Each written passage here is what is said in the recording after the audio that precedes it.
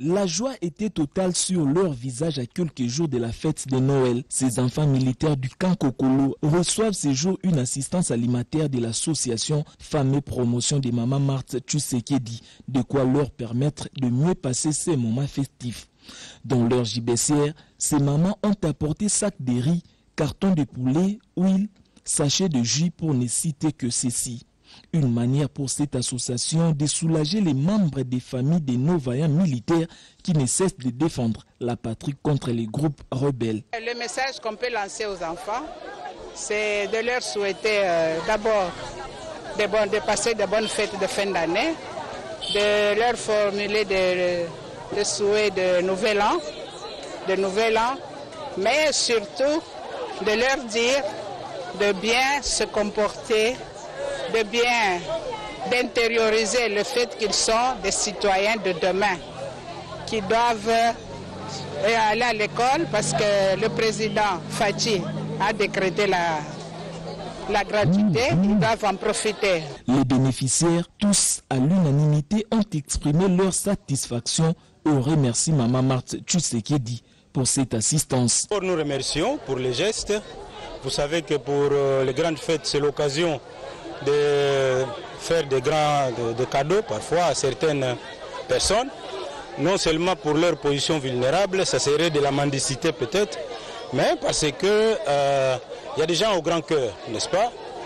Un peu partout on parle de Père Noël, hein, peut-être pour les familles, mais chez nous, ce geste c'est un signe de Père Noël, pour ne pas dire Mère Noël.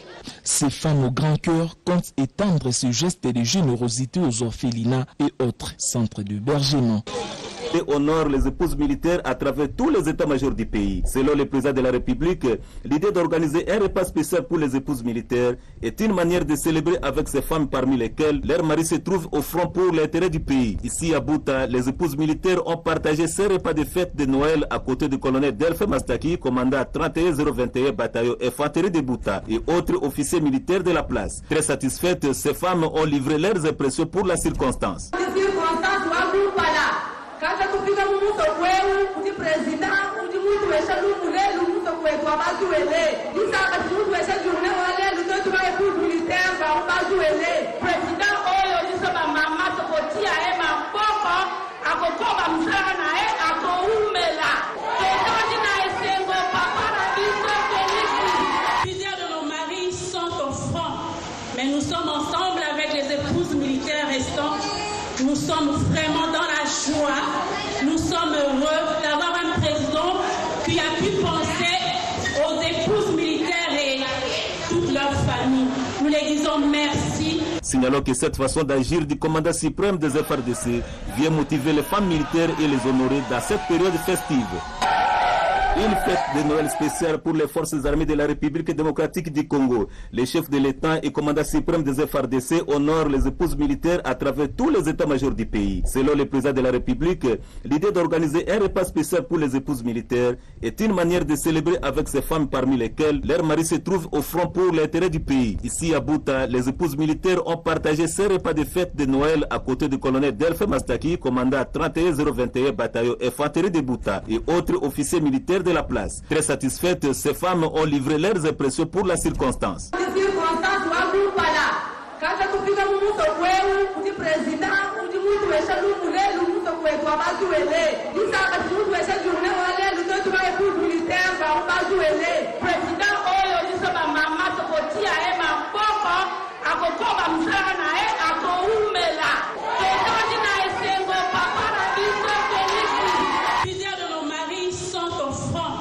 Mais nous sommes ensemble avec les épouses militaires restantes.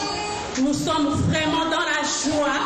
Nous sommes heureux d'avoir un président qui a pu penser aux épouses militaires et toute leur famille. Nous les disons merci. Signalons que cette façon d'agir du commandant suprême des FARDC vient motiver les femmes militaires et les honorer dans cette période festive. Deux femmes de militaires, deux policiers, deux veuves et quelques-uns de leurs dépendants invités par le gouvernement militaire de l'Ituri pour un repas du corps au gouvernorat à Bunia. Une première à Bunia témoignent ces hôtes de l'autorité provinciale. Ces femmes trouvent du jour au lendemain une place de choix au cœur des autorités politico-militaires, en particulier le président de la République qui ne ménage aucun effort pour la prise en charge holistique des hommes en uniforme. Le lieutenant général Boyanka Choma Johnny a par la même occasion encouragé ses épouses à demeurer soudées derrière leurs époux engagés dans le combat contre les groupes armés pour défendre la nation, et à la population itourienne de soutenir le FARDC. Je dis à ces femmes merci, merci encore pour leur sacrifice et merci pour tout ce qu'elles peuvent faire pour leurs époux. Les Itouriens sont bénis parce qu'ils sont sur cette terre ici. Il ne reste plus qu'à vivre en paix. Il ne reste plus que la paix. Tout ce que nous avons comme ténèbres dans nos cœurs, s'il vous plaît, faisons partir, illuminons nos cœurs. C'est un jour de pardon et un jour d'amour. Signalons que ce repas du corps a été organisé dans toutes les garnisons militaires sur instruction du chef de l'État et commandant suprême de FARDC et de la PNC, Félix Antoine Tshisekedi Tshilombo. Question d'honorer le femmes militaire et raviver l'esprit de corps entre les hommes en uniforme. Très chers compatriotes, l'année dernière, à la même période, nous étions encore là pour vous souhaiter une belle et heureuse année 2022. Maintenant que celle-ci tend vers sa fin, c'est le moment propice pour dresser un bilan. Il y a certainement eu de bons et de moins bons moments, des réussites et des échecs, des hauts et des bas. Cependant, l'espoir est toujours permis, il n'y a aucune fatalité. En effet, vous avez peut-être versé une larme au courant de cette année, fût-elle de joie ou de peine. La bonne nouvelle est que l'Éternel nous donne l'occasion de faire mieux. Ce que nous n'avons pas pu atteindre en 2022, nous pourrons l'atteindre en 2023. Cette année qui arrive à grands pas sera marquée par plusieurs événements, au nombre desquels il y aura la visite du pape François, l'organisation des Jeux de la francophonie et surtout les élections en fin d'année. Il nous faut la débuter avec sérénité, foi, solidarité, courage, doublé de patriotisme.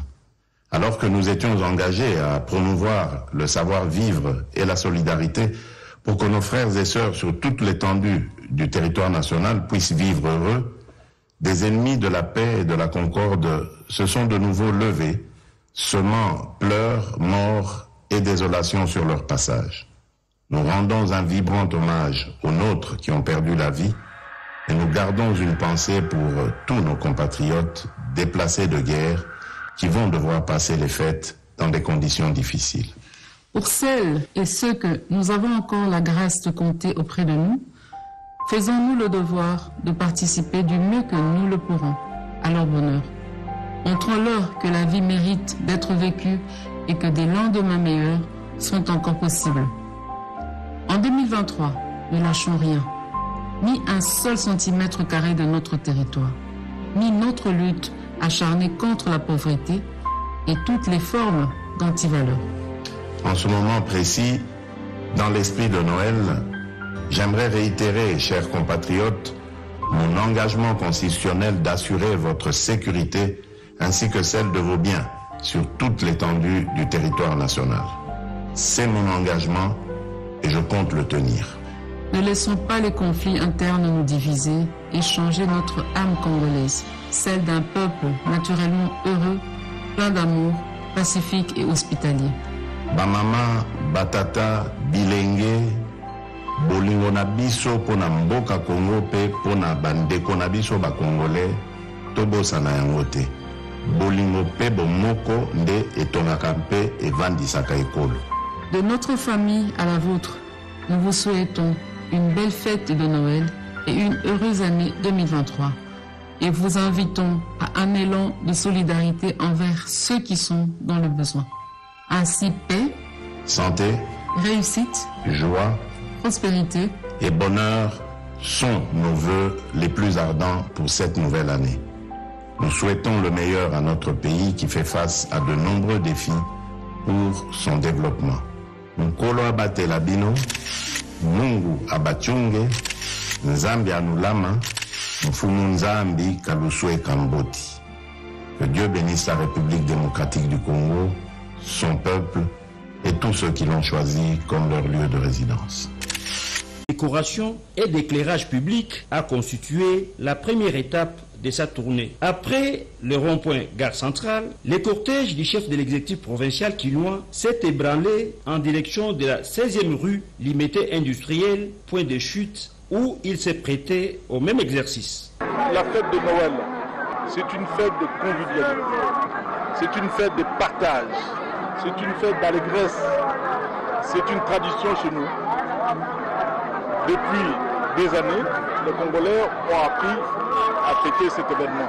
Le gouverneur Gentili Ngobilambaka a par ailleurs instruit la police nationale à assurer correctement la sécurité de la population quinoise et ses biens durant cette période de festivités. L'autorité urbaine a aussi invité le responsable de la Société nationale d'électricité, SNEL, à prendre toutes les dispositions nécessaires pour que la ville demeure toujours éclairée. Ces gestes de générosité et de cœur du gouverneur Gentili Ngobila a été apprécié à sa juste valeur par les bénéficiaires.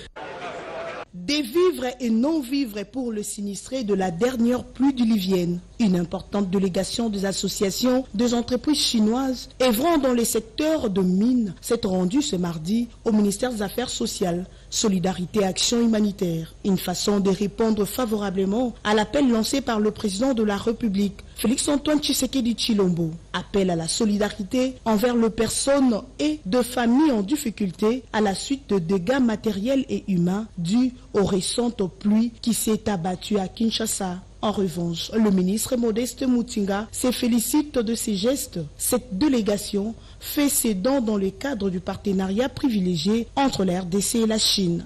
Cet appel a été entendu aussi au-delà des frontières nationales. Cet appel a été entendu en Europe, en Asie. L'exemple de la Chine est éloquent parce qu'elle vient de nous apporter 35 000 tonnes de riz, 35 000 tonnes de la farine et 6 000 tonnes de l'huile. Un geste en pareille circonstance témoigne de l'amitié profonde qui lie nos deux peuples pour deux pays qui ont 100 ans de relations diplomatiques.